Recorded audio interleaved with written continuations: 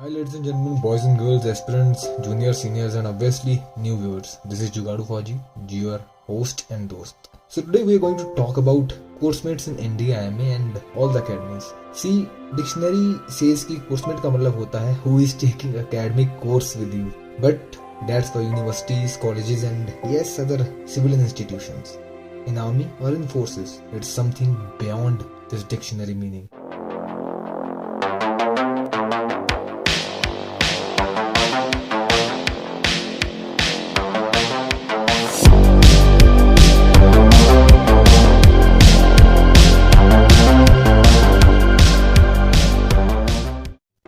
मेरे एनडीए जाने से पहले या इस महान ऑर्गेनाइजेशन को ज्वाइन करने से पहले मुझे लगता था कि खून का रिश्ता जो होता है वो सबसे बड़ा रिश्ता होता है एंड लॉजिकली होना भी चाहिए. बट एनडीए की 3 साल की ट्रेनिंग एंड आईएमए की 1 या 1.5 साल की training depend upon the direct entries और एक्स एनडीएस, इसका मतलब चेंज हो जाता है. इससे पहले कि मैं स्टोरी पे आऊं, एनडीए आईएमए के बारे में थोड़ा बता देता हूँ. अगर मैं एनडीए की ही बात करूं तो एक बंदा 17-18 साल की उम्र में एनडीए को ज्वाइन कर लेता है. उसको दुनिया का कुछ पता नहीं होता. He is like wait clay जिसे किसी भी आकार में बदला जा सकता है. एंडी बहुत ही बेसिक और सिंपल थिंग्स सिखाता है, जिसमें से एक सबसे बेसिक चीज है never put up a coursemate.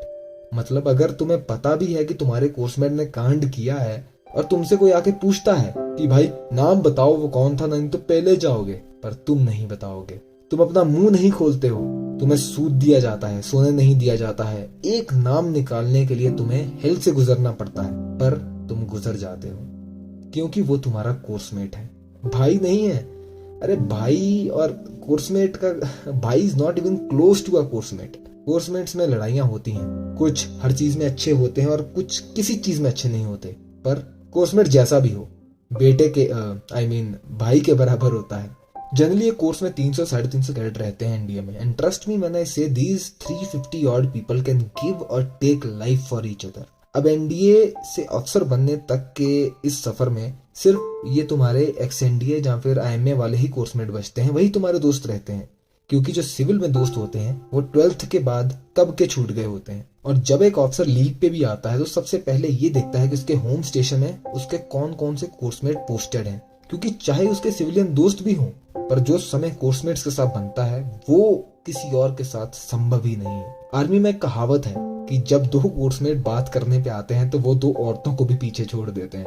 I am not against women, but wives of officers and even girlfriends of जो कि अभी वाइफ्स बनने वाली हैं, दे विल एग्री कि जब 2 कोर्समेट बैठ जाते हैं तो उनको कोई परवाह नहीं होती कि दुनिया गोल है कि चौरस, काम ज्यादा है क्या कम, जिंदगी में खुशी है या गम. 2 कोर्समेट आए तो भाई बस चाहिए बर्फ और रम. क्या बोला तूने?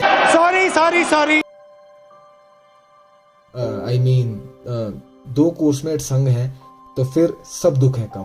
तो कहानी शुरू करते हैं. तो भाई ये कहानी मेरी खुद की है. I have a cousin who is working in Gurgaon, और अभी रिसेंटली ही ये मेरे साथ इंसिडेंट हुआ है. अब लाइफ फौज में ऐसी है कि मतलब मैं सोचता हूँ कि शायद मेरा कंटेंट किसी न किसी दिन खत्म हो जाए, किससे खत्म हो जाए, चीजें खत्म हो जाए, बट ट्रस्ट मी कुछ ना कुछ होता ही रहता है. तो मेरे बहुत करीब का कजन है, मैं बहुत प्यार भी करता हूँ इससे. तो one fine day I received a call from his parents. बेटा फ्री हो? मैंने बोला हाँ जी मामा जी, कैसे याद करना हुआ, सब खैरियत? तो ही से बेटा आपका कोई दिल्ली में रहता है? अब मैं काम कर रहा था और काम करते करते समय का पता नहीं चला. मैंने टाइम देखा और रात के 1 बज रहे थे. मैंने बोला क्या हुआ मामा जी, मतलब इतनी रात को फोन कर रहे हो?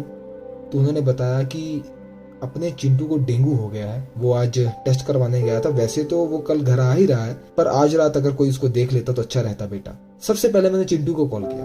अब डेंगू ऐसी डिसीज है कि जो हर साल 100 मिलियन लोगों को होती है. It is not serious until it's severe dengue, जो कि साल में 40,000 लोगों की जान ले लेता है. अब इसमें बंदे को नॉर्मली फील होता है, बुखार आता है, पैरासीटामोल खाता है, वो ठीक हो जाता है. पर इसमें हमारे कंटिन्यूअसली व्हाइट ब्लड सेल्स जो हैं वो कम होते रहते हैं. मैंने चिंटू को कॉल किया तो वो किसी क्लिनिक में, मतलब क्लिनिक्स तो 24/7 खुले ही रहते हैं, क्लिनिक्स मतलब चलते ही ऐसे हैं. तो मैंने चिंटू को कॉल किया तो वो किसी क्लिनिक में टेस्ट करवाने गया था और दवाई लेके वापस आ रहा था और सोने की तैयारी कर रहा था अपने पीजी में. जब मैंने कॉल किया उसने बोला कि भैया आप टेंशन मत लो, सब मस्त है, मैं टेस्ट करवाने गया था, मेरे प्लेटलेट्स थोड़े कम आए हैं 20,000 के आसपास. डॉक्टर ने बोला है कि दवाई खाते रहो, और वैसे भी कल मैं बस से घर जा रहा हूँ. मुझे लगा कि चलो सब बढ़िया है, पर स्टिल मैंने अपने आरएमओ जहाँ यूनिट के डॉक्टर को कॉल किया तो उसने मुझे टेंशन में ही डाल दिया. उसने बोला कि भाई इसको इमीडिएटली आईवी फ्लूइड लगाओ और ट्रेवल तो करने ही मत देना। उसने बोला कि इसके प्लेटलेट्स बहुत ज़्यादा कम हो गए हैं नॉर्मल रेंज से, जो कि 1.5 लाख से 4 लाख होते हैं। अब मैंने उसी टाइम अपने कोर्स ग्रुप पे व्हाट्सएप पे मैसेज डाला, एनीवन इन दिल्ली। अब किसी हरामी ने उसका रिप्लाई नहीं किया। मुझे और स्ट्रेस हुआ कि अब भाई रात को जाऊं तो जाऊं कहाँ, कॉल करूं तो करूं कहाँ, मैं कहीं और हूं, अब दिल्ली में मिलेगा कौन इतनी रात को। फिर मैंने 10 मिनट के बाद दोबारा मैसेज डाला, एनीवन इन दिल्ली, भाई it's a family emergency. Trust me मैंने इसे अगले 15 सेकंड में 53 लोगों का मैसेज आया। कोई मेरठ से, कोई रामगढ़ से, कोई फिरोजपुर से, पता नहीं कहाँ कहाँ से किसी का कॉल आ रहा है। मतलब it was with in next 15 to 30 seconds. Yes, seconds. तब एक कोर्समेट का कॉल आया जो कि दिल्ली में ही था कि भाई बता क्या हुआ। मैंने उसे सब बताया। उसके अगले डायलॉग थे, अबे चूतिए तो टाइम क्यों वेस्ट कर रहा है, भाई की लोकेशन भेजना। मैंने चिंटू को लोकेशन भेजी और बाकी सबको मैसेज करने लग पड़ा, मतलब बाकी 52 बंदों को मैसेज करने लग पड़ा कि भाई टेंशन मत लो, हो गई प्रॉब्लम सॉल्व, सो जाओ हैं अभी। मैंने उस बंदे को एक 20 या 25 के आसपास लोकेशन भेजी थी।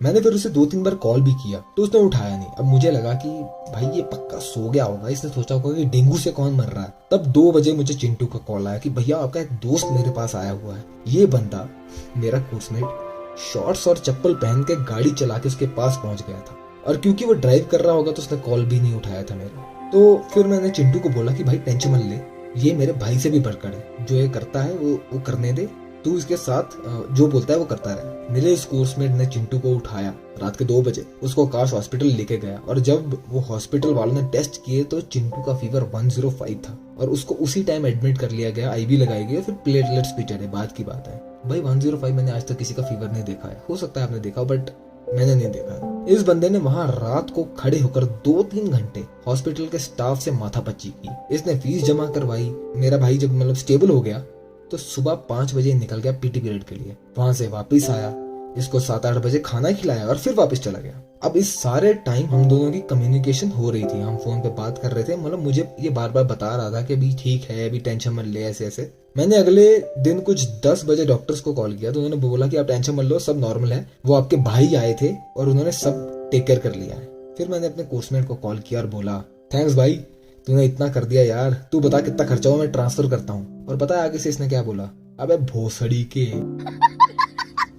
तूने इसके लिए कॉल किया, अबे तेरा भाई मेरे भाई से कम है क्या चूतिए, लड़की है क्या, थैंक यू सोना वेलकम बेबी कर रहा है, चल अब सोने दे मुझे, थक गया हूं मैं, और भोसड़ी का दोबारा कॉल मत करना, मर भी रहा होगा तो बस मैसेज ड्रॉप करियो। तो शायद ये आपके लिए छोटी सी बात हो, बट फॉर मी, मेरे लिए शायद ये मतलब कोई सका भाई भी नहीं करता, शायद करता पर शायद कोई स्ट्रेंजर नहीं करता, हो सकता है करता, बट जो भी है यार मेरे लिए बहुत बड़ी बात थी। तो that's the reason I love forces, because each man, your जवान, your JCO, senior, juniors and obviously your asshole coursemates will go beyond limits for you. तो I want to say something to all my coursemates. इरशाद इरशाद। ये चूतिए सबसे बड़े हैं, बराबर के हैं, ना ऊपर के हैं ना नीचे के हैं, ये टट्टी की लीड हैं और ये रिश्ते खून से नहीं कोर्समेटशिप से सींचे हैं। ये कुत्ते हैं, ये हरामी हैं, हर समय ये लड़ते हैं, पर जब समय भी साथ छोड़ देता है तो यही हरामी खड़ते हैं। ये हंसते हैं, ये रुलाते हैं, पर प्यार ये तुमसे करते हैं। ये भाई नहीं है, कोर्समेट्स हैं प्यारे, तुम्हारे लिए जीते हैं, तुम्हारे लिए मरते हैं। In a bed full of thorns, these motherfuckers will lie for you. These are your course-mates. These fuckers will kill for you, they'll die for you. So thank you ladies and gentlemen, thank you for your valuable time. This was one of the incidents, there are a lot more. जब भी समय होगा सुनाता रहूंगा, जुगाड़ू फौजी हूँ, मार्गदर्शन भी करूंगा और हंसाता रहूंगा। थैंक यू, जय हिंद।